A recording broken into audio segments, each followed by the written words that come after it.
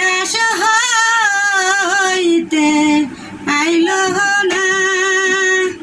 এবার যদি তোর ভাই আসে বাড়ি, তোর ভাইয়ের মুখে দিয়া ঝাঁটার বাড়ি পাশের নদী। ও তোর ভাই কেন বিদেশ হইতে আইল না? ও তোর ভাই কেন বিদেশ হইতে আইল না? এবার যদি তোর ভাই